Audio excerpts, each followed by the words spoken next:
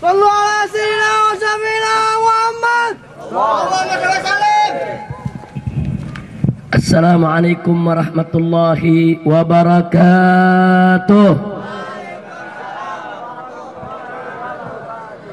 Bismillah walhamdulillah wala hawla wala quwwata illa billah. Ashhadu an la ilaha illallah wahdahu la syarika lah wa ashhadu anna sayyidana Muhammadan abduhu wa rasuluh la nabiyya ba'dah. Allahumma salli wa sallim wa barik ala sayyidina wa habibina wa syafi'ina wa maulana nabiyyina Muhammadin wa ala alihi at-tahirin at-tayyibin wa ashabihi al-ghurri al-mayamin wa man tabi'ahum bi ihsanin ila yaumiddin. Kepada para alim ulama, para kiai, para ustadz maupun ustadzah yang sama kita cintai dan sama kita muliakan, dan selalu kita doakan semoga para ulama kita senantiasa mendapatkan kekuatan istiqamah di jalan Allah, diberkahi setiap langkah perjuangan dakwahnya, dan diberikan kemenangan dari dunia hingga akhiratnya. Amin ya rabbal alamin. Kemudian tidak lupa salam penghormatan ini saya sampaikan juga dengan penuh penghormatan dan penghargaan kepada segenap aparatur pemerintah sipil TNI maupun Polri-nya. Wabil khusus di sini ada Bapak Camat yang hadir bersama kita didampingi dengan Bapak Lurahnya, dan juga ada Bapak Kapolsek yang alhamdulillah sejak awal acara sudah dengan setia menemani kita semua.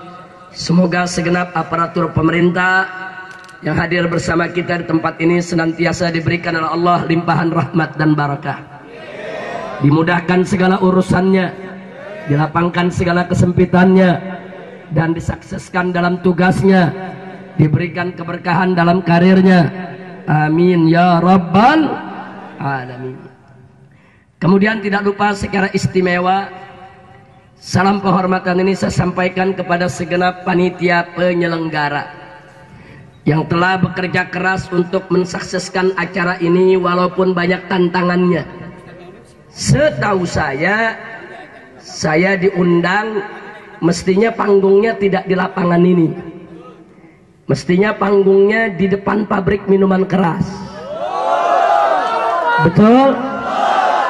Ya, tapi ada yang kebakaran ubun-ubun, ada yang kebakaran ubun-ubun, ada yang ketakutan, dan ada oknum lurah di wilayah lain yang kemudian menjadi provokator, nakut-nakuti warga. Betul? Nah, jadi kalau lurah yang di sini kita doakan biar panjang umur dalam taat kepada Allah. Lurah yang jadi provokator biar mati buru-buru. Amin ya rabbal alamin. Biar dapat banyak penyakit, biar susah hidupnya, biar mati buru-buru. Ayo doanya yang ikhlas. Amin. Amin ya rabbal alamin. Udah gitu alasannya apa? Diancam preman. Preman pakai mau ngancam na presiden aja gue lawan. Takbir. Saya mau tanya umat Islam, takut lawan preman? Takut lawan preman? Ada yang kasih kabar Habib, preman ini pasukan berani mati. Kalau preman pasukan berani mati, Laskar FPI pasukan berani matiin. Betul? Takbir. Jadi kalau mereka bilang tapi ini pasukan berani mati, kesian kalau nggak ada yang matiin kan? Kesian, makanya saya kesian nih malam daripada lari nggak ada di tempat. Iya, kalau mereka pasukan berani matiin, kita bisa jadi pasukan berani matiin. Betul? Takbir. Takut sama preman? Takbir. Jangan. Preman cuman biasanya tukang palak mau ngancam Habib. Akhir zaman Habib Kiai mau diancam preman. Unyil. Pokoknya umat Islam nggak boleh takut negakin dakwah, betul? Siap berdakwah, siap berjuang, siap berjihad, siap mati untuk Allah. Takbir. Saudara, kalau preman siap mati buat setan, buat iblis, kita umat Islam siap mati untuk Allah dan Rasulnya, betul? Kalau preman siap mati untuk maksiat, kita siap mati untuk taat kepada Allah. Kalau preman siap mati, saudara, untuk mendapatkan siksa Allah, kita siap mati untuk masuk surganya Allah. Takbir, takbir. Masya Allah, Pak Kapolsek, saya mau laporan, Pak. Sebetulnya saya lagi sakit, nggak mau datang. Tapi begitu dengar kabar Beb mau dijegat preman, baik sakitnya langsung. Emang udah dari sononya begitu, lagi sakit kalau dapat musuh aja Pak Camat, baik langsung. Masya Allah, tadinya kita lagi kurang sehat, ya sudahlah. Di sana ada Kiai Haji Wahyudin Toha, nanti bisa datang Habib Muhammad bin Toha As-Segaf. Saya pikir nanti saya kirimlah umpamanya beberapa Habib, beberapa Kiai buat gantikan saya di tempat ini. Tapi begitu denger isunya ada preman lah begini, lurah begitu, gua mesti datang. Betul? Betul? Begitu dia datang dia pada nggak ada. Unyel. Mau pada kampret tuh preman. Saya mau tanya sekali lagi umat Islam, lawan preman berani tidak? Siap mati di jalan Allah. Takbir. Dan kita ingatkan yang punya pabrik minuman keras, jangan coba-coba bayar preman, jangan. Kita umat Islam nggak takut sama pabrik minuman keras, betul? Siapapun backing mereka, betul? Betul? Umat Islam di sini Pak Kapolsek semuanya taat hukum, betul? Kalau nggak taat hukum dari kemarin pabrik minuman keras sudah dibakar oleh umat Islam di sini, betul? Betul? Saya tanya umat Islam, siap bakar pabrik minuman keras? Takbir! Bukan umat Islam takut, bukan. Cuman umat Islam di sini taat kepada peraturan, betul?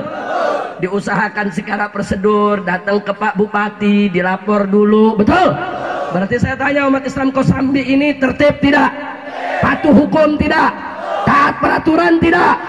Jangan dipancing-pancing. Kita udah taat hukum dipancing-pancing, pakai ditakutin sama preman. Saya mau tanya, kalau dipancing-pancing terus, siap bakar pabrik minuman keras? Siap bakar pabrik minuman keras? Takbir!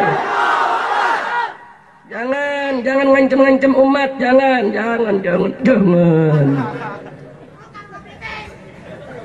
Nah, alhamdulillah. Tapi di sini saya terima kasih kepada Pak Camat, Pak Kapolsek, begitu juga Pak Lurahnya. Alhamdulillah. Beliau-beliau ini bukan hanya mengizinkan, tapi ikut hadir, ikut memeriahkan peringatan Maulid ini. Mudah-mudahan mereka-mereka yang telah ikut memeriahkan acara ini diberkahi oleh Allah Subhanahu wa taala. Amin ya rabbal alamin. Baik saudara, pada kesempatan malam hari ini saya ingin menyampaikan ceramah agama dengan tema Medan Juang Islam. Mau dengar? Mau tahu? Buka telinga yang lebar, buka hati, buka mata. Mudah-mudahan akan manfaat untuk kita semua.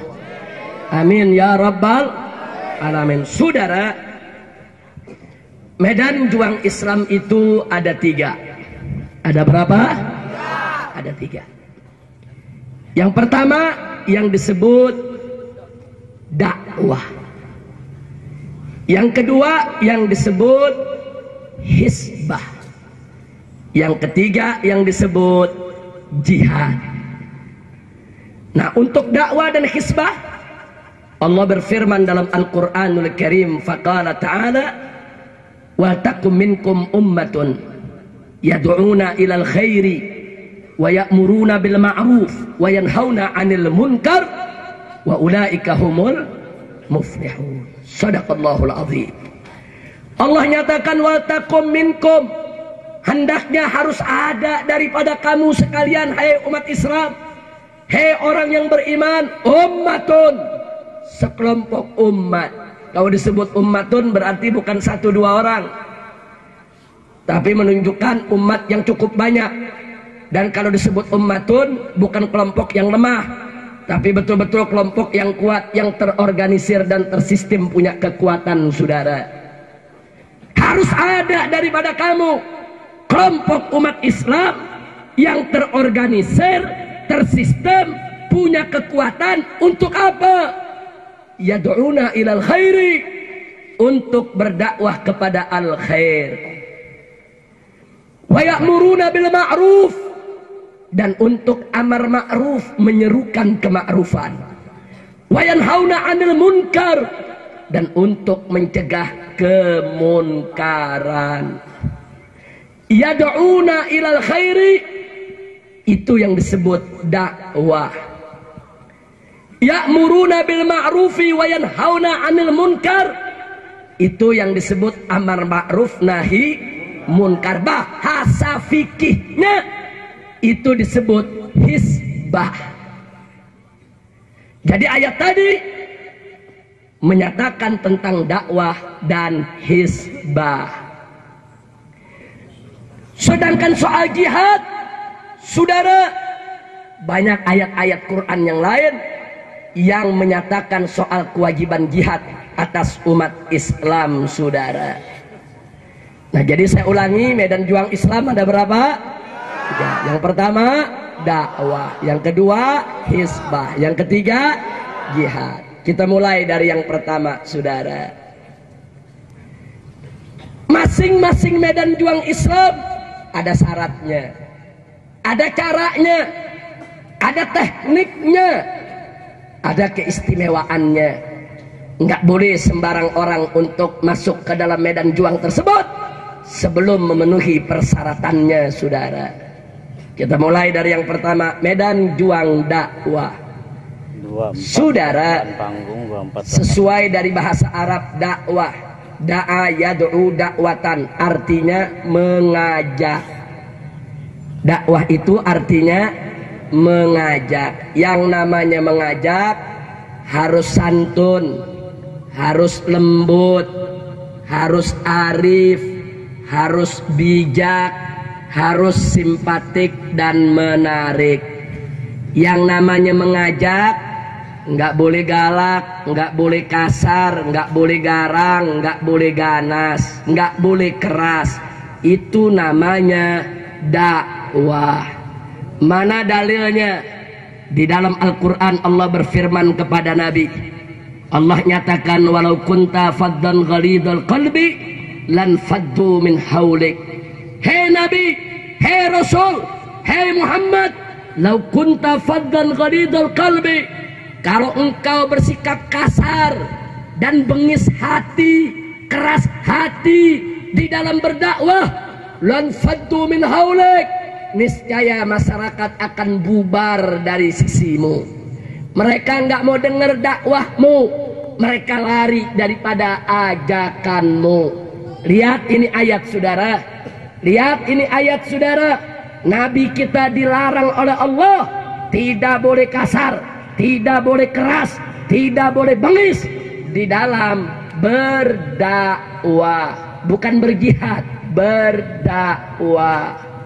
Sekarang kita sedang bicara tentang dakwah, belum amar ma'ruf nahi munkar, kita masih bicara dakwah, saudara. Terus dalam ayat lain dalam surat An-Nahl, Allah nyatakan kepada Nabi, faqala ta'ala ud'u ila sabili rabbika bil hikmah wal mau'izatil hasanah wajadilhum billati hiya ahsan. Artinya apa? Allah menyatakan kepada Nabi, ud'u, ajaklah wahai Nabi. Ajak tuh mereka, orang-orang yang di luar Islam, ajak itu umat yang ada, ajak ila sabili rabbika, ke jalan Tuhanmu. Bagaimana cara mengajaknya? Bil hikmah, dengan hikmah. Apa itu hikmah? Ilmu yang manfaat yang diamalkan. Dengan kata lain, di dalam berdakwah harus seiring antara ucapan dan perbuatan. Itu namanya ilmu yang manfaat. Dengan kata lain, berdakwahlah dengan kesuri tauladanan. Itu yang disebut bil hikmah. Orang yang arif dan bijak, yang ucapan dan perbuatannya sama. itu disebut arif dan bijak. Itu dalam bahasa Arab disebut bil hikmah. Wal mau'izatil hasanah, dan dengan nasihat atau pelajaran yang baik, yang bagus. Wajadilhum billati hiya ahsan, dan ajak mereka dialog dengan cara yang terbaik. Saudara, ini namanya ayat dakwah, bukan ayat amar ma'ruf, bukan ayat nahi munkar, bukan ayat jihad. Ini namanya ayat dakwah. Kesimpulannya, dakwah harus lembut, ramah, santun, simpatik, menarik. Tidak boleh kasar, tidak boleh keras, tidak boleh ganas, tidak boleh garang, tidak boleh bengis. Itulah yang disebut dakwah. Kira-kira jelas tidak? Saya mau tanya, dakwah boleh keras tidak? Boleh ganas tidak? Boleh garang tidak? Baik, dakwah itu wajib tidak lembut? Wajib lembut tidak? Wajib santun tidak? Wajib ramah tidak? Wajib simpatik tidak? Wajib menarik tidak? Kalau begitu dakwah Islam indah tidak? Takbir. Begitulah dulu dakwah Nabi, saudara. Dulu Nabi kalau sudah berdakwah, saudara, kepada orang kafir supaya masuk Islam, berapa banyak orang kafir? Baru lihat muka Nabi saja sudah ada yang masuk Islam. Ada lagi orang kafir yang baru dengar lembutnya ucapan Nabi, dia sudah mau masuk Islam, saudara. Ada lagi orang kafir yang tertegun, terpesona melihat perbuatan Nabi, kebaikan Nabi, kesantunan Nabi. Belum Nabi ajak masuk Islam, dia sudah masuk Islam, saudara. Dan kalau Nabi sedang berdakwah di hadapan para sahabat, saudara, oh luar biasa dakwahnya masuk ke relung jiwa, saudara. Kalau Nabi sedang bercerita soal surga, berapa banyak sahabat yang dibuat mabuk kepayang, rindu ingin buru-buru masuk surga, saudara. Kalau Nabi sedang cerita soal neraka, berapa banyak sahabat yang dibuat ketakutan, gemeter, ada yang menangis, saudara, bahkan ada yang dibuat pingsan saking takutnya, saudara. Saking lembutnya ucapan Nabi, saking indahnya ajakan Nabi, dakwah Nabi masuk ke relung jiwa umatnya. Alhamdulillah. Saya tanya, kalau gitu dakwah Nabi lembut tidak? Santun tidak? Ramah tidak? Indah tidak? Bangga tidak punya Nabi Muhammad? Sallu ala Nabi. Kira-kira bagian pertama jelas tidak? Paham? Sekarang yang kedua. Yang kedua adalah hisbah. Amar ma'ruf nahi munkar. Bagaimana sih amar ma'ruf nahi munkar? Kita mulai dari amar ma'rufnya, saudara. Amar ma'ruf bahasa Arabnya al-amru bil ma'ruf. Al-amru amara ya'muru amran, saudara. Itu artinya memerintah, menyuruh, bukan mengajak. Kalau dakwah mengajak, kalau amar ma'ruf nyuruh. Yang namanya nyuruh mesti tegas. Nyuruh nggak boleh lembek, nyuruh nggak boleh lembut, nyuruh nggak boleh kayak ayam sayur, nyuruh nggak boleh sontoloyo, saudara. Nyuruh mesti tegas. Pak Camat buat SK, surat perintah, saudara, SP untuk menyuruh para lurah harus tegas. Kalau Pak Camat tidak tegas, nanti Pak Lurah tidak patuh. Betul? Betul? Pak Polisi, Pak Tentara, Panglima Jenderal, kalau lagi memberikan komando kepada para prajurit harus tegas. Kalau nggak tegas, prajurit bubar, saudara. Makanya kita lihat jenderal-jenderal kalau lagi nyiapin prajurit, siap gerak. Betul? Tegas tidak? Kalau jenderal nyiapin pasukan, siap gerak. Pasukan bubar gak? Bubar gak? Prajurit bilang, nih jenderal apa bencong? Nggak bisa, itu namanya nyuruh siap, gerak, perintah, suruh, tegas. Jadi amar ma'ruf harus tegas. Bagaimana amar ma'rufnya Nabi? Mari kita lihat hadis, saudara. Dalam satu hadis sahih diriwayatkan oleh Al-Imam Ibn Majah di dalam sunannya, saudara, di sana diceritakan, kanan Nabi sallallahu alaihi wasallam idza khataban nasa ihmarra wajhuhu wa fi riwayah ihmarrat aina wa ala sautuhu wastadda ghadabuhu ka'annahu mundiru jaisin. Luar biasa ini hadis, saudara. Di situ disebutkan dulu Nabi kalau lagi bicara depan para sahabatnya, lagi menerangkan mana yang hak, mana yang batil, mana baik, mana buruk, mana taat, mana maksiat, mana wajib, mana halal, mana haram. Saudara, Nabi tegas. Bagaimana ketegasan Nabi? Idza khataban nas, kalau Nabi sudah bicara di depan manusia, di depan orang lain, di depan para sahabatnya, di depan para pengikutnya, marra wajhuh, muka Nabi merah, saudara. Wah, marrat aina, mata Nabi dua-duanya merah. Wa ala sauto, suara Nabi lantang, saudara, menggelegar. Enggak sampai di situ. Wastadda ghadabuh, Nabi kelihatan betul-betul marah. Sampai-sampai yang meriwayatkan mengatakan ka'annahu munziru jaisin. Nabi saking tegasnya, marahnya, Nabi seperti komandan pasukan tempur, saudara. Masya Allah.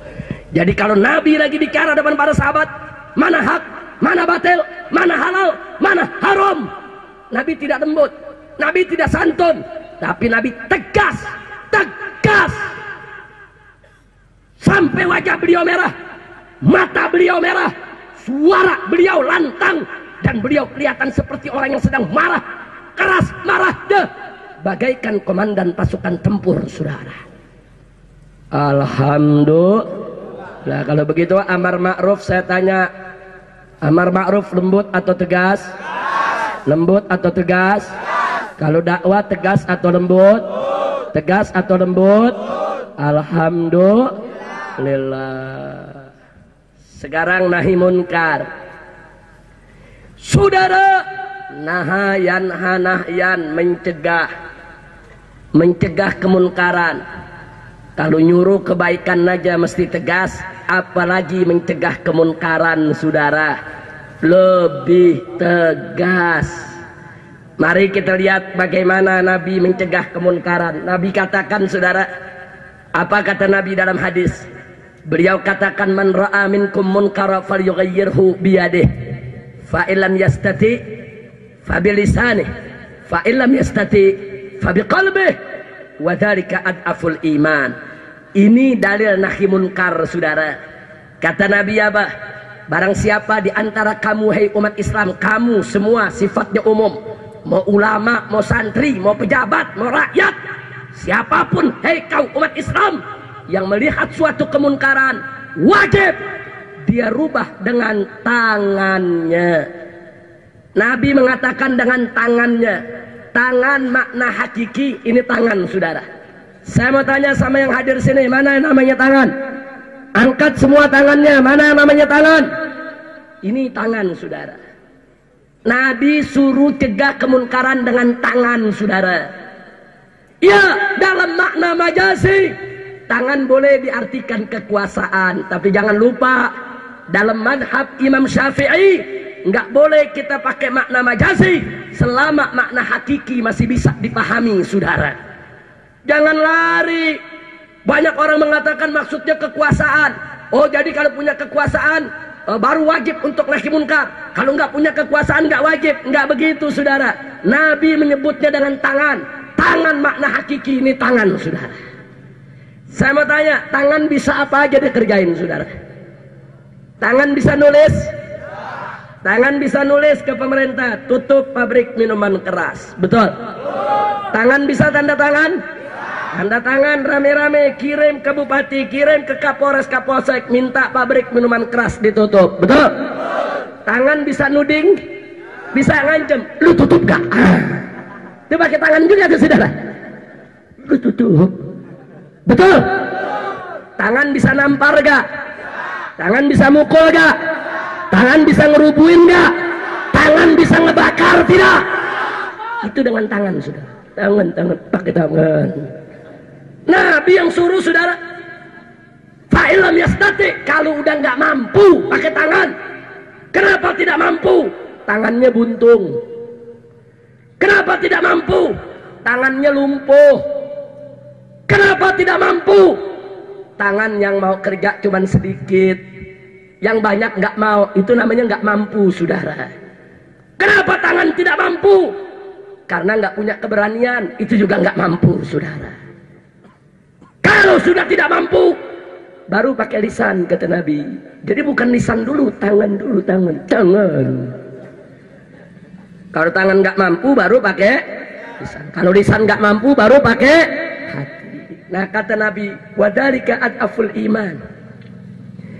Nahi munkar dengan hati, itu selemah-lemahnya iman saudara. Kalau orang awam nahi munkar dengan hati wajar. Tapi kalau penguasa, apalagi ulama, mencegah dengan hati kelewatan. Masa si Umaro sama ulama ngambil iman yang paling lemah saudara? Betul? Betul? Kalau orang awam nggak ngerti apa-apa, petani, tukang ojek nggak ngerti agama, saudara, wajar. Kalau dia nggak ngerti, nggak tahu, saudara, kalau dia ngambil yang imannya paling lemah, memang imannya lemah. Tapi kalau kiai, ustadz, aktivis dakwah, nggak pantas ngambil iman yang paling lemah, saudara. Kira-kira jelas tidak? Jelas tidak? Nah sekarang bagaimana nahi munkarnya Nabi? Mari kita lihat saudara. Nabi pernah duduk di masjid, tahu-tahu seorang sahabat datang. Ya Rasulullah, ada orang mabuk di pasar ya Rasulullah. Dia meresahkan warga, dia ganggu orang yang lagi dagang. Nabi langsung berdiri, kata Nabi, tunjukkan kepadaku mana orangnya. Nabi berangkat ke pasar saudara, sampai di sana betul ada orang lagi mabuk, teriak, ganggu orang dagang, dipegang oleh Nabi saudara, dipembeng kerah bajunya, dipukul, jatuh ke tanah, sampai orang tersebut sadar dari mabuknya saudara. Luar biasa pukulan Nabi, orang mabuk jadi sadar saudara. Saya tanya, kalau begitu nahi munkarnya Nabi tegas tidak? Tegas tidak? Orang mabuk dipukul. Oh ada yang nanya, Habib kenapa nggak dinasehatin? Orang mabuk dinasehatin, mana bisa? Orang lagi mabuk dinasehatin, malah nasehatin kita. Orang lagi mabuk jangan dinasehatin, sungsepin di got. Betul? Kira-kira jelas tidak? Kalau begitu Nabi nahi munkarnya tegas tidak? Tegas tidak? Oh nggak sampai di situ saudara. Ada satu masjid dibangun nggak jauh dari Masjid Kuba. Pertama Nabi izinkan dibangun. Belakangan itu masjid dipakai untuk ngadu domba umat Islam. Dipakai, ditunggangi oleh orang-orang munafik saudara. Untuk apa? Untuk merusak umat Islam. Allah kasih tahu Nabi, Nabi nggak tahu saudara. Orang munafik licik saudara, diam-diam dia gunakan itu masjid untuk merusak umat. Allah kasih kabar kepada Nabi lewat wahyunya yang dibawa oleh malaikat Jibril alaihis salam. Apa kata Allah? Walladzina ittakhadhu masjidan diraran wa kufran wa tafriqan bainal mu'minin. Apa saudara? Kata Allah kepada Nabi, walladzina ittakhadhu masjidan diraran, itu mereka yang sudah menjadikan masjid sebagai tempat kerusakan, wa kufran, dan tempat kekufuran, wa tafriqan bainal mu'minin, dan tempat untuk merusak mecah belah orang yang beriman. Di ayat berikutnya Allah nyatakan kepada Nabi, la takum fihi abada, jangan kau masuk ke dalam masjid tersebut, jangan kau berdiri di dalamnya, jangan kau salat di sana abadan, selamanya. Masya Allah. Begitu ayat ini turun, marah Nabi saudara.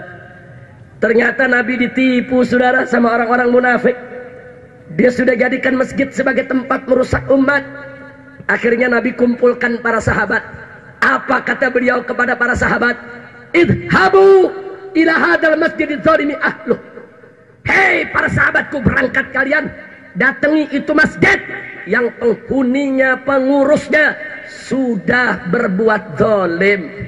Dia jadikan masjid sebagai tempat kerusakan. Dia jadikan masjid untuk mecah belah orang yang beriman.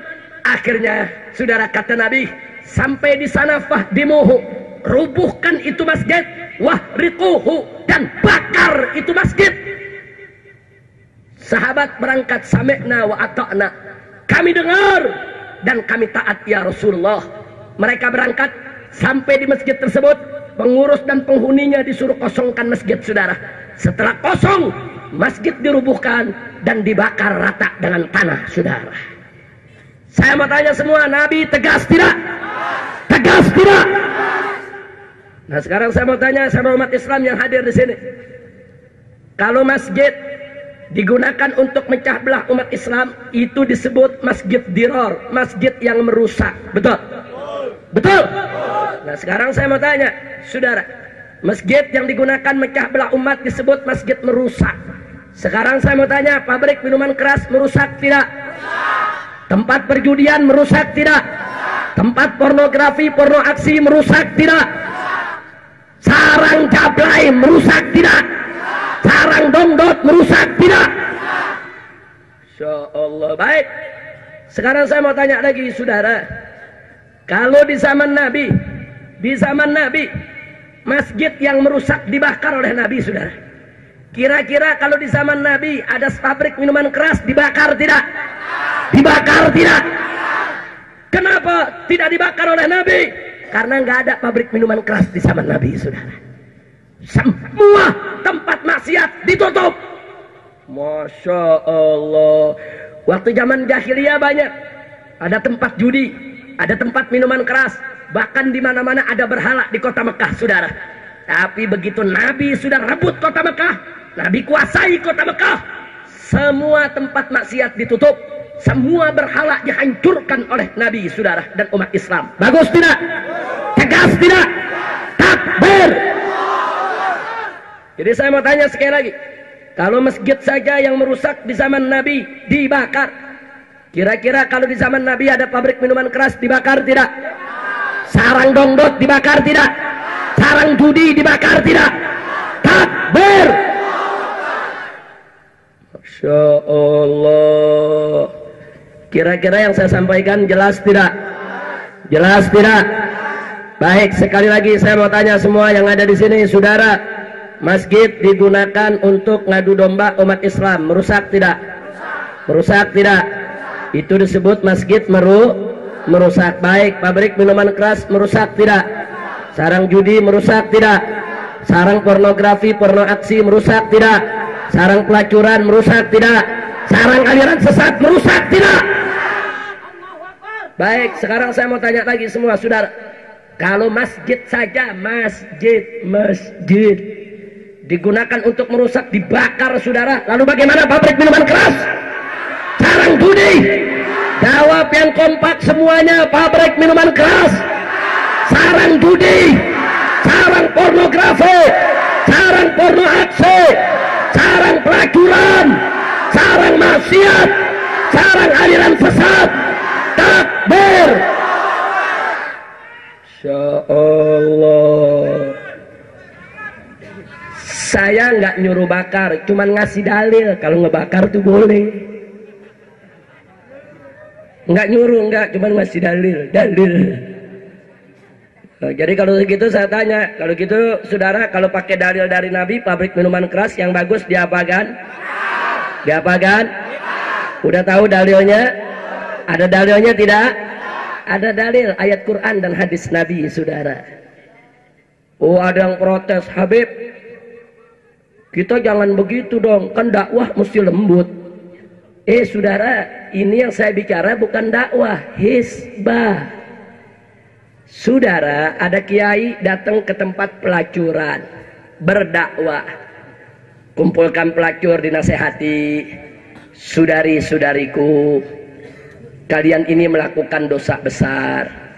Ini jangan diteruskan, hukumnya haram. Nanti kalian dilaknat oleh Allah dan Rasulnya. Karena itu, tobatlah kepada Allah. Kembali ke jalan yang benar. Pintu taubat selalu terbuka. Asal kalian semua taubatan nasuha, Allah akan mengampuni dosa kalian semua. Bagus tidak? Bagus tidak?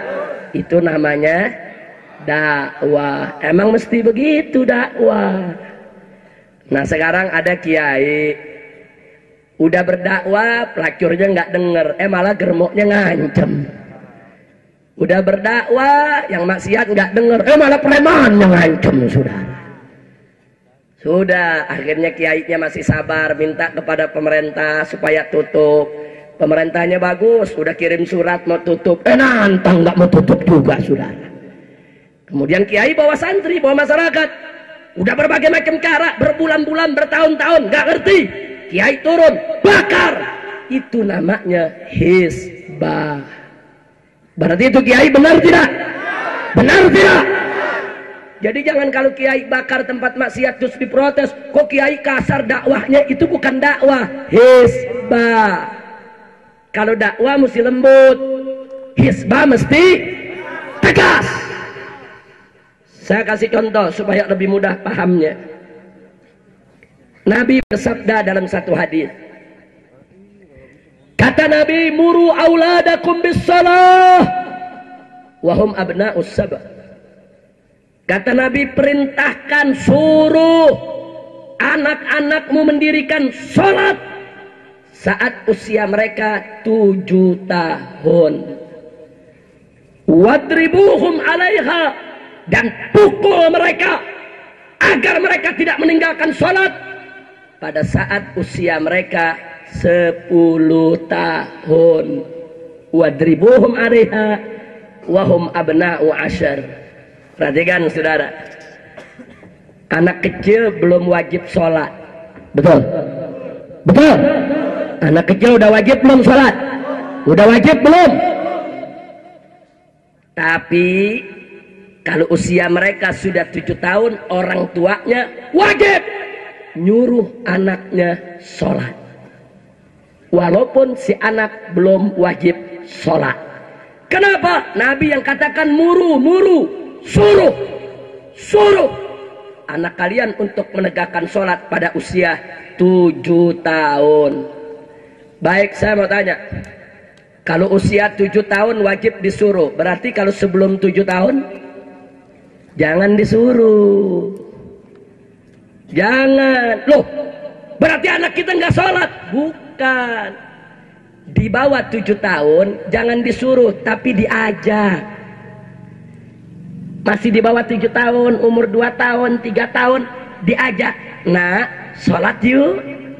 Nak, mau disayang Allah gak? Ayo sholat sama ibu. Nak, mau masuk surga gak?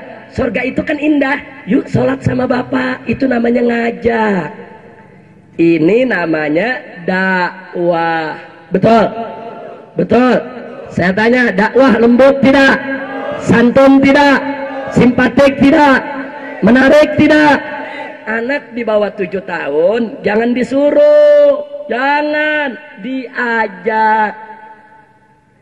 Tapi kalau sudah 7 tahun kata Nabi, suruh. Nah tadi saya tanya, yang namanya suruh tegas tidak? Tegas tidak? Kalau sudah 7 tahun, nak, segera kau sholat. Nak, itu azan terdengar, ambil wudhu, ambil kain, sholat kamu. Itu namanya amar ma'ruf. Kalau gitu dakwah dan amar ma'ruf sama atau beda? Sama atau beda? Dakwah lembut, amar ma'ruf tegas, saudara.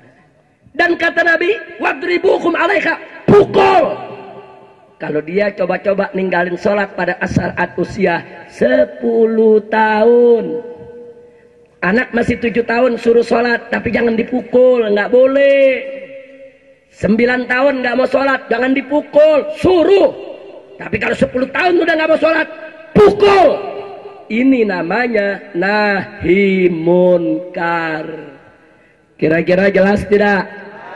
Jadi kalau orang kafir belum kenal Islam, itu kita dakwah. Jangan amar ma'ruf, saudara. Yang lembut, yang simpatik, yang menarik, agar mereka masuk Islam. Atau para mu'alaf yang baru masuk Islam, belum mengerti agama, itu jangan disuruh, saudara. Diajak, ajak sholat, ajak puasa, ajak berakhlak karimah, ajak, saudara. Tapi kalau orang Islam, dia dari kecil sudah Islam, dari kecil sudah ngaji, sudah tahu kiai, sudah mundar-mandir ke pengajian, orang yang macam ini, saudara, harus tegas, amar ma'ruf, suruh mereka sholat, suruh mereka puasa, suruh mereka zakat, suruh mereka berakhlakul karimah, dan cegah kalau mereka mau berbuat maksiat, tegas. Kira-kira jelas tidak? Jelas tidak?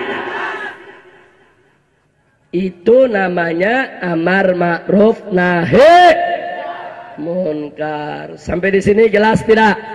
Saya tanya sekali lagi, kalau dakwah boleh keras tidak? Boleh kasar tidak? Boleh ganas tidak? Dakwah harus lembut, betul? Wajib tidak lembut? Wajib santun? Wajib ramah? Betul? Takbir. Baik, yang kedua, barusan saudara hisbah, amar ma'ruf nahi munkar, lembut atau tegas? Lembut atau tegas? Lembut atau tegas? Takbir. Alhamdulillah. Nah, sekarang yang ketiga. Yang ketiga apa? Jihad, saudara. Yang namanya jihad nggak boleh lembek. Kalau lembek, nanti jidat kita bolong, ditembak duluan sama musuh. Yang namanya jihad, itu perang di jalan Allah, nggak boleh lembek. Emang ada jihad lembut? Ada perang lembut? Emang ada perang main kitik-kitikan? Nggak ada. Nggak ada. Kalau yang namanya perang, ada pertumpahan darah, ada yang luka, ada harta benda yang musnah, ada nyawa yang melayang. Itu perang namanya, saudara. Nah, saya mau tanya sekali lagi, kalau begitu perang tegas atau keras? Tegas atau keras? Perang keras, saudara. Mari kita lihat perangnya Nabi, saudara. Sebelum saya tunjukkan perangnya Nabi, perhatikan dulu firman Allah dalam Al-Quran. Faqala ta'ala, Allah menegaskan kepada Nabi, ya ayuhan Nabi, jahidil kuffar wal munafiqin waglud alaihim. Apa kata Allah dalam Al-Quran? Ya ayuhan Nabi, hei Nabi, jahidil kuffar wal munafiqin, perangilah olehmu orang-orang kafir dan orang-orang munafik yang suka mengganggu Islam. Waglud alaikum, kerasi mereka. Allah yang suruh keras, saudara. Kalau dakwah, Allah nggak kasih keras. Walau kunta faddan ghalidhal qalbi, nggak boleh keras. Tapi kalau jihad, saudara, Allah nyatakan melawan orang kafir dan orang munafik yang suka mengganggu Islam, yang suka menghina Islam, yang suka melecehkan Islam, yang suka menyerang umat Islam. Waglud alaikum, kerasi mereka, kerasi. Masya Allah. Saya tanya, kalau gitu ayat jihad keras tidak? Keras tidak? Takbir. Masya Allah. Makanya jihadnya Nabi di medan Uhud, saudara. Nabi pimpin pasukan paling depan. Nabi bukan kayak jenderal zaman sekarang. Zaman sekarang panglima perang, saudara, ada di belakang meja, di belakang komputer. Cuman nyuruh prajurit buat perang. Begitu prajurit kalah, dia naik helikopter, dia lari, saudara. Betul? Betul? Itu jenderal panglima perang zaman sekarang, saudara. Tapi Nabi naik di atas kuda perangnya, beliau paling depan, beliau yang lebih dulu menghantam musuh. Sampai-sampai di medan Uhud beliau jatuh dari kudanya, saudara. Saking dahsyatnya itu perang. Kenapa? Karena kekuatan musuh berlipat-lipat, jauh lebih banyak daripada kekuatan umat Islam. Nabi terdesak, jatuh dari kudanya, pecah beliau punya kening, saudara. Patah beliau punya gigi geraham, sobek beliau punya pundak, saudara. Beliau terguling-guling di atas tanah sampai orang-orang kafir berebut untuk membunuh Nabi. Ketika itu beberapa orang sahabat yang melihat Nabi saat-saat genting Mereka rame-rame menubruk badan Nabi. Mereka jadikan punggung mereka sebagai tameng buat Nabi untuk menerima tombak dan panah musuh, saudara. Takbir. Maka itu saya mau tanya, jihadnya Nabi keras tidak? Keras tidak? Ini namanya jihad, saudara. Nah, jadi di sini kalau Anda sudah tahu, medan juang Islam ada berapa? Yang pertama, dakwah. Yang kedua, hisbah. Yang ketiga, jihad. Baik, dakwah mesti keras atau lembut? Hisbah lembut atau tegas? Jihad tegas atau keras? Jadi masing-masing ada bidangnya, saudara. Nah, kita punya Nabi hebat, sosok manusia sempurna. Tiga-tiganya Nabi bisa kerjain, saudara. Nabi uswatun hasanah dalam dakwah yang lembut. Nabi uswatun hasanah dalam hisbah yang tegas. Dan Nabi uswatun hasanah dalam jihad yang keras, saudara. Alhamdulillah. Sedangkan kita umatnya zaman sekarang, saudara, berapa banyak di antara kita yang tidak mampu untuk menggeluti ketiganya? Betul? Betul? Nah, makanya saudara, kalau kita sudah tahu kekurangan kita, jangan kita saling menyalahkan. Betul? Betul? Maksudnya apa, saudara? Banyak orang Islam yang mampu berdakwah, tapi dia nggak mampu untuk hisbah, apalagi jihad. Ada orang Islam yang bagus hisbah amar ma'ruf nahi munkarnya, tapi dia nggak mampu berdakwah dengan lembut. Ada lagi umat Islam jago jihadnya, berani, tapi dakwah dengan santun dia nggak mampu, saudara. Ini kekurangan kita. Mestinya kita saling menyempurnakan, saling melengkapi, bukan saling menjatuhkan satu sama lain di antara kita. Betul? Betul? Saudara, perumpamaan antara dakwah dengan hisbah dan jihad itu seperti pekerjaan petani.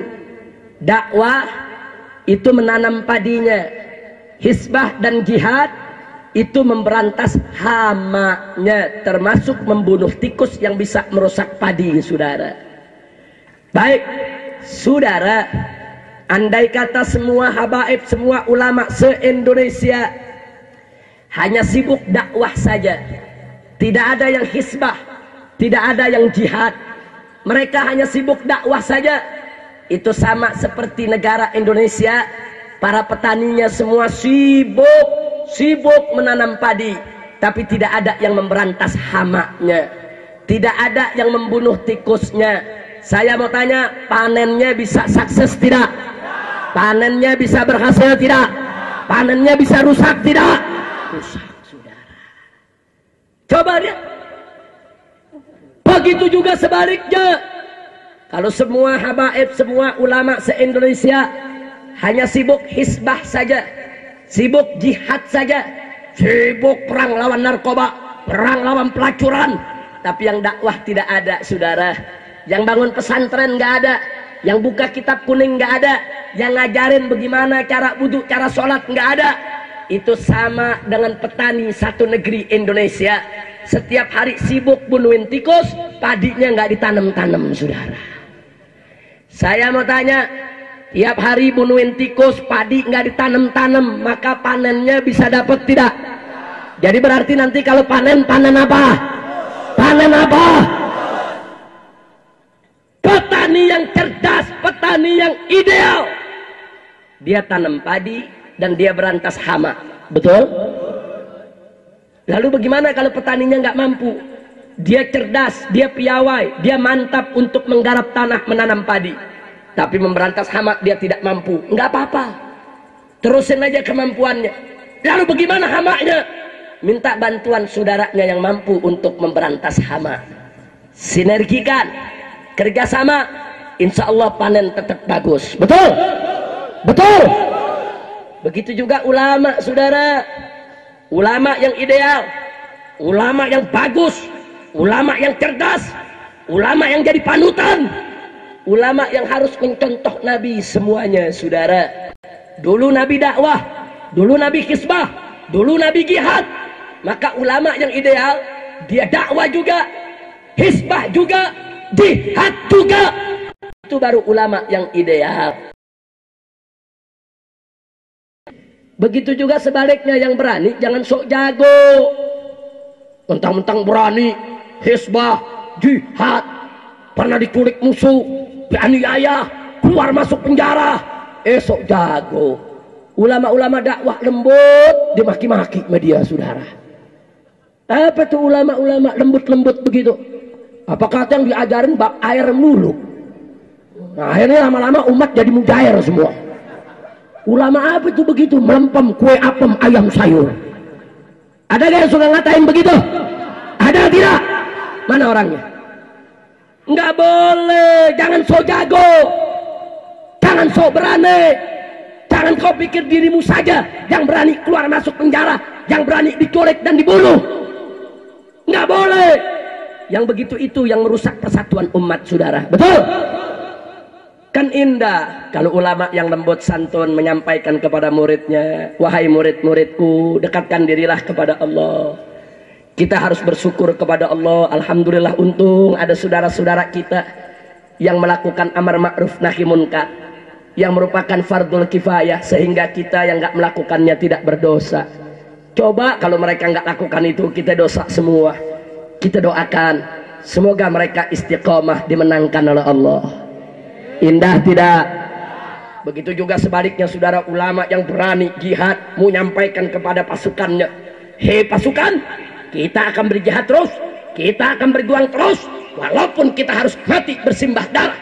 Tapi ingat, kita harus hormati, hargai guru-guru kita yang mengajar dengan lembut, saudara-saudara kita yang punya pondok pesantren dan pengajian. Bahkan kita harus jaga pondok mereka, majelis mereka, jangan sampai diganggu oleh orang-orang jahat. Kita doakan semoga kelembutan mereka, dengan doa mereka kita diberikan keberkahan oleh Allah. Indah tidak? Indah tidak? Maka itu saya mau tanya umat Islam, siap bersatu, siap saling menghormati, siap saling menghargai. Takbir. Alhamdulillah. Begitu. Itu namanya medan juang Islam. Saya tanya sekali lagi, medan juang Islam ada berapa? Yang pertama apa? Dakwah. Baik. Yang kedua hisbah. Yang ketiga jihad. Baik. Dakwah itu keras atau lembut? Keras atau lembut? Hisbah itu lembut atau tegas? Lembut atau tegas? Yang namanya jihad tegas atau keras? Takbir. Ada yang nanya saya, Habib Rizik, bagaimana kalau jihad kita pakai bom di badan kita, kita ledakkan kita punya diri, bom syahid, bom kita bunuh kita punya diri, boleh atau tidak? Jawab jangan. Jawab jangan. Kapan jawabnya? Nanti tunggu pabrik minuman keras dibakar dulu. Kalau udah dibakar baru dijawab. Jawab jangan. Jawab jangan. Udah jam 12 lewat. Udah terus. Udah terus. Premannya nggak dateng. Udah terus. Lanjut. Alhamdulillah. Lu kayak tukang parkir semua. Ini kan jelek-jelek Habib diparkir terus. Lu pikir gua mobil? Jawab jangan. Saudara, meledakkan diri dengan bom mati sakit di jalan Allah boleh, tapi ada syaratnya. Apa antara lain syaratnya? Satu, niatnya harus ikhlas karena Allah. Dua, tujuannya li'ikla kalimatillah, untuk meninggikan kalimat Allah. Tiga, dia hanya mengharapkan ridho Allah. Empat, target sasarannya harus yang dihalalkan oleh Allah. Nggak boleh sembarangan target, saudara.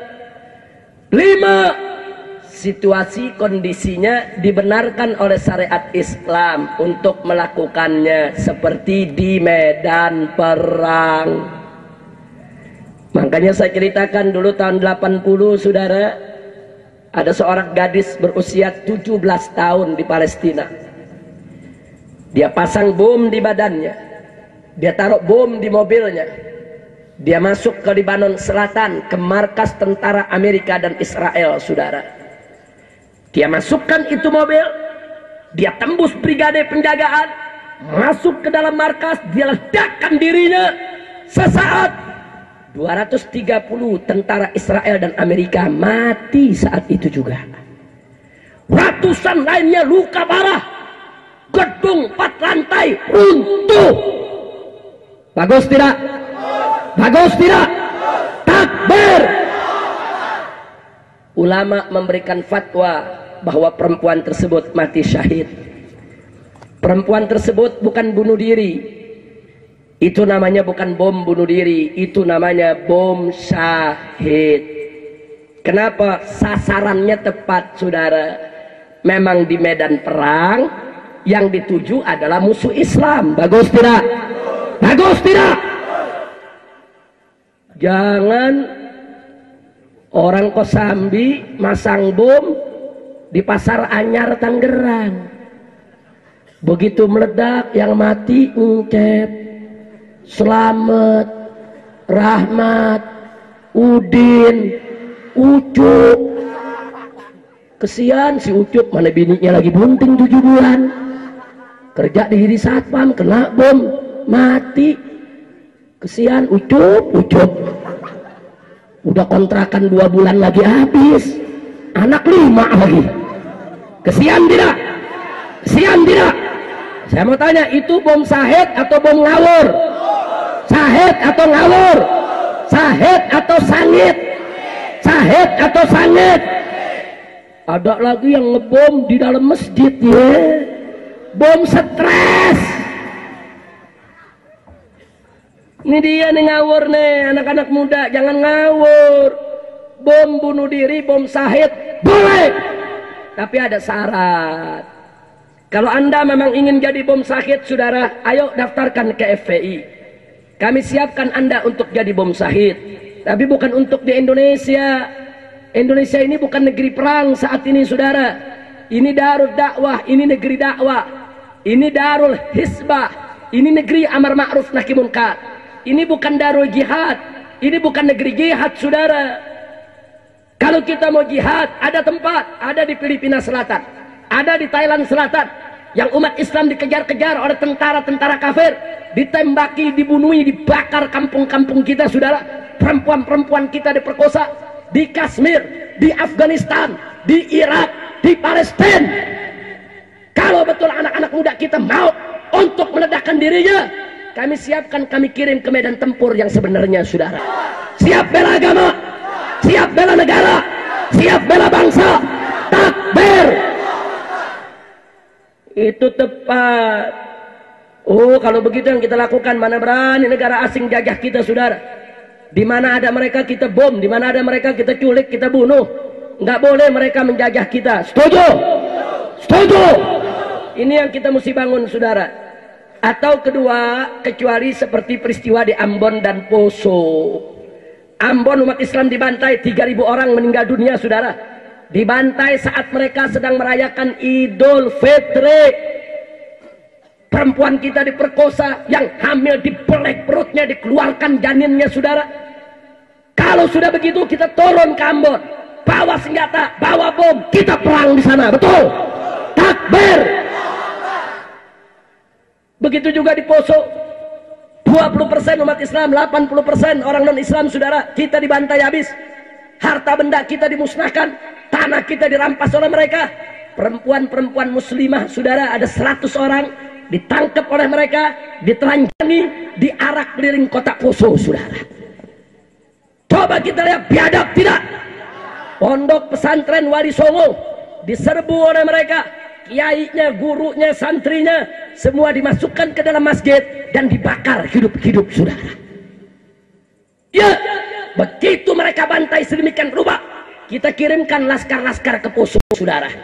Laskar-laskar Islam dari Kalimantan, dari Sumatera, dari Banten, dari Tangerang, dari Jawa Tengah, dari Jawa Timur, rame-rame turun ke sana, saudara. Kita perang melawan mereka. 2000 laskar bertempur melawan ribuan pasukan daripada itu yang mereka namakan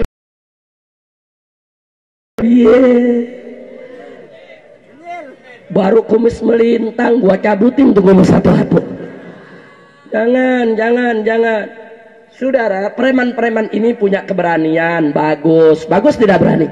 Bagus, punya kenekatan, bagus tidak? Bagus. Tapi menjadi jelek kalau disalurkan di jalan yang jelek, betul? Nih anak-anak muda, anak SMP, SMA, kalau suka tawuran, ayo masuk FPI, saya ajak tawuran nanti, saudara. Cuman kalau di FPI bukan tawuran sesama pelajar, tawuran sama bandar narkoba, tawuran sama bandar pornografi, tawuran sama bandar ganja, tawuran sama penjahat-penjahat. Mau tidak? Takbir. Jadi kalau anak-anak muda suka tawuran, jangan dilarang, jangan suruh tawuran. Tapi tawurannya yang benar, betul-betul lawan orang yang merusak bangsa, merusak negara, merusak agama. Betul? Siap lawan mereka? Takbir. Nah, ini yang saya mau sampaikan, saudara.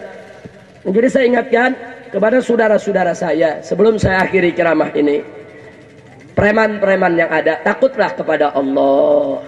Langkah Anda sudah salah. Melindungi tempat pelacuran itu salah. Ngancam-ngancam ulama itu salah. Melindungi pabrik minuman keras juga salah. Jangan. Ini di dunia mungkin Anda akan selamat dari azab, mungkin, tapi di akhirat enggak bakal ada yang luput daripada pengadilan Allah. Mumpung hayat masih di kandung badan, kesempatan masih ada, saya ingin ajak saudari-saudari saya yang jadi pelacur, tobatlah kepada Allah.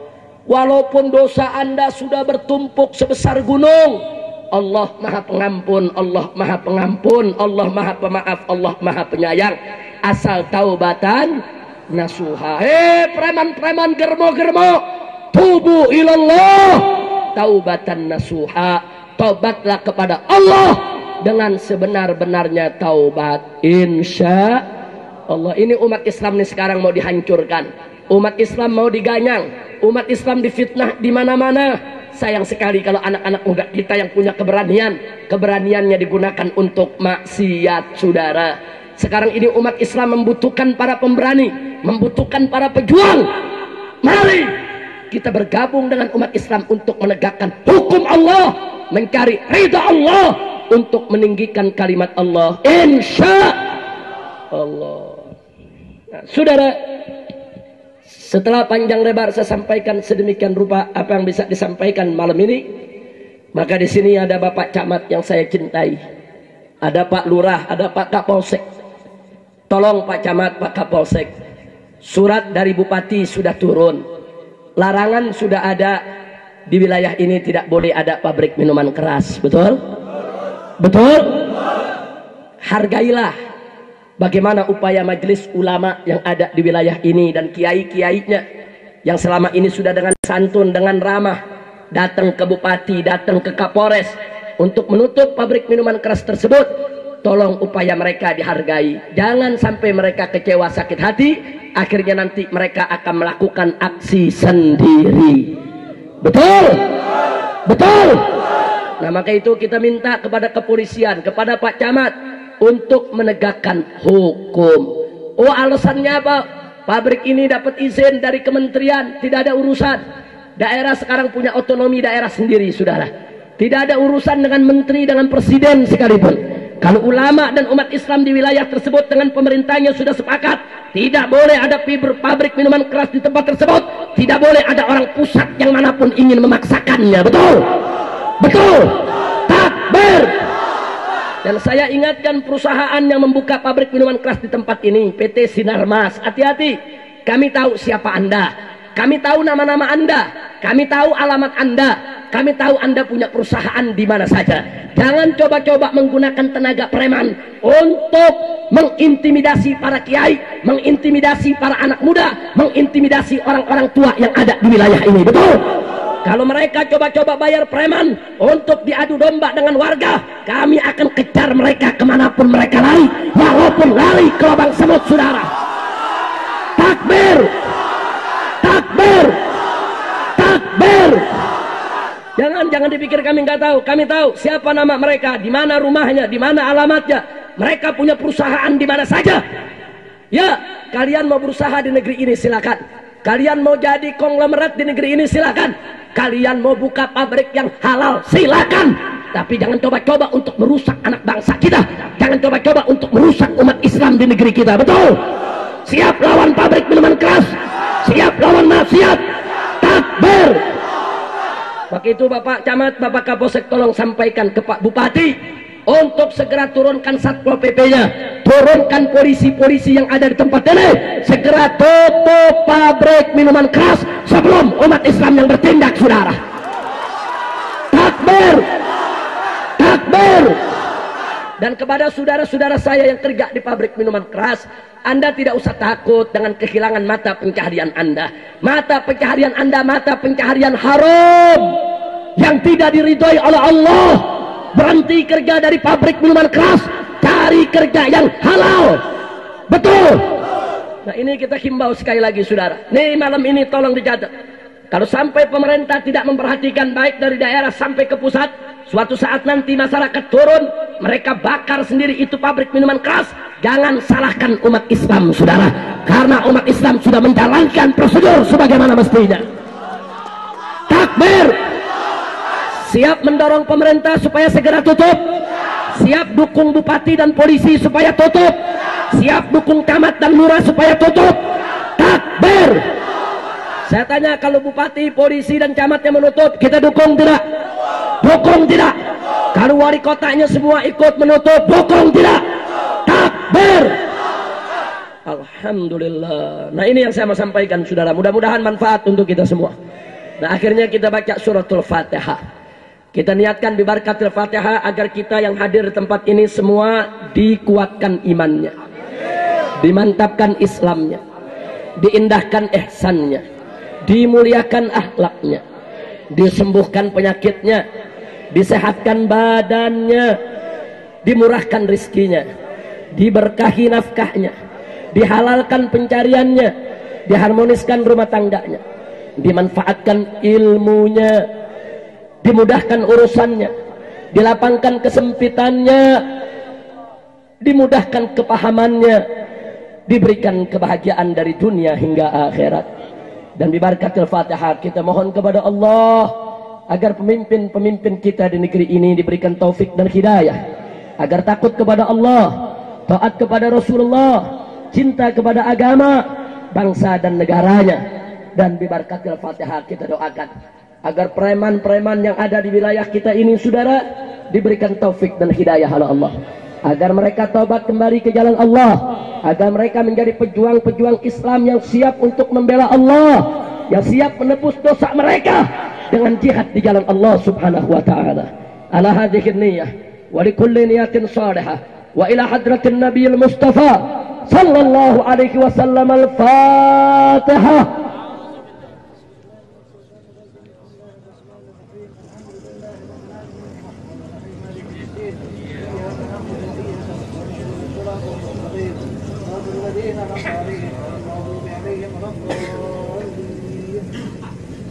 Allahumma bi anwaril Fatihah wa asraril Fatihah wa bihaqqi man unzilat alaihi suratul Fatihah habibika nabiyyina Muhammadin sallallahu alaihi wasallam. Allahumma inna nas'aluka al-huda wat tuqa wal afaf wal ghina wal mauta ala dinil Islam. Rabbana atina fid dunya hasanah wa fil akhirati hasanah wa qina adzaban nar. Wa sallallahu ala sayyidil mursalin wa ala alihi wa sahbihi ajma'in walhamdulillahi rabbil alamin.